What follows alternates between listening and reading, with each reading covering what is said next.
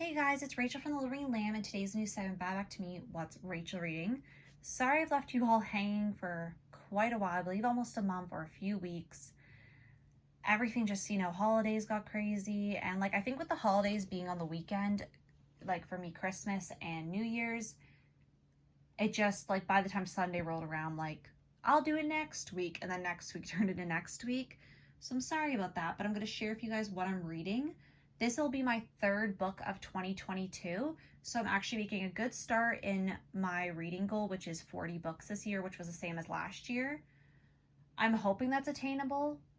My life is going to, I feel like, get much busier in the next few months, but I think the second half of the year is going to be at a steadier pace because I'm going to be finished my master's in between June and August this year. There's no specific end date, and because part of my work is a portfolio and then I'm finishing my coursework in June. I have one class this semester and one class in the summer because I can't take two classes and work on my portfolio with work. So that's kind of how it's going. So I think the second half of the year will be lighter when I'm just working and I don't have school attached.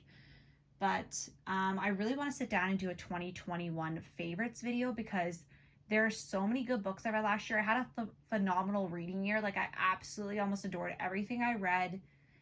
It'd be really hard picking my favorites, but if you know me, you kind of would know, if you saw my Back to Me's and heard me freaking out and saw my Goodreads, you might know which books will be on the top of my list. But yeah, I'm thinking of coming back and doing a sit-down video. I don't think I'd be able to do sit-down videos until May again after this one. If I do the 2021 favorites, let me know what you think. Just because my schedule is a bit crazy this semester, probably till April, and then it won't be as bad or till June, depending. So I need to fit in when I have my free time, relaxation, and my social life. I need to prioritize that. I did prioritize that in the fall, and it felt really good. Not that I'm not getting out and being social, but I was making it more of a priority to, just get out there, Yeah, I guess I'll leave it at that. I don't really need to explain more. Anyway, the book I'm currently reading is I'll Take You There by Wally Lamb, and I'm currently on page 75, which is in chapter 5. This book is the tiniest Wally Lamb book. Maybe the Christmas book is a little shorter. And I'm devastated because it's my last fiction book of his. He does have anthologies that he developed in accordance with the class he teaches at a women's correctional institute. And I really kind of want to dig into those anthologies because I'm really going to miss his writing, and I think they sound very interesting. There's stories from the women that are there, and yeah. So I might get into those this year. I'm not a very good anthology short story person. That'll bring me to the second thing I'm continuing to read. I start them and then I get distracted and then I need to come back. So it's very hard for me to focus. I think I need to have 2 books going when I do that. But anyway, really loving this book so much. If you've not read a Wally Lamb book though and you want to dive into this one, I would start with this one first, just because Wishing and Hoping, which is his Christmas story or holiday story, the character from that book is actually the main character in this book. But in that book, you're reading about him in elementary school, and in this book, you're seeing him as a 50-plus-year-old. I don't know how old he is. I just know he's in his 50s, I believe. They didn't say a specific age, but they said that this event happened 50 years ago, and he was there. So I would say mid-50s.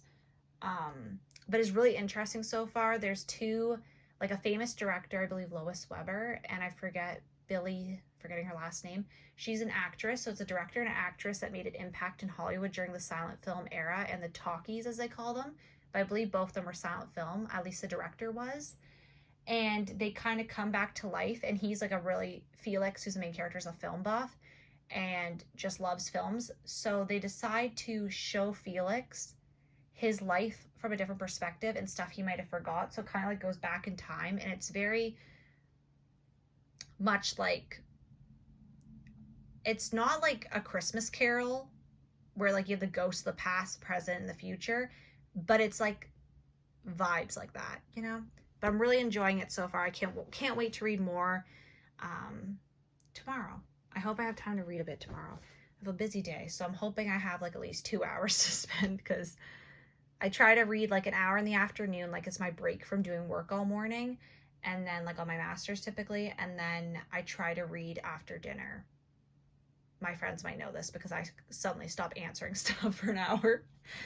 And then I'm currently continuing my Yoga of Self-Acceptance by Jessamyn Stanley. And I'm still on page, let me see, 125, I think, called White Guilt. It's like just essays that have to do with yoga and self-acceptance, which is the tagline.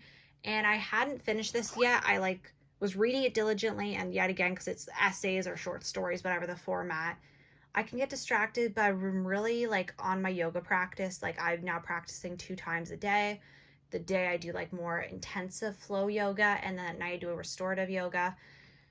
And I'm just trying to amp up my practice because I've almost been doing yoga every day for a year. So I'm just trying to do as much as I can because I really enjoy it, and it's a good workout and it feels good.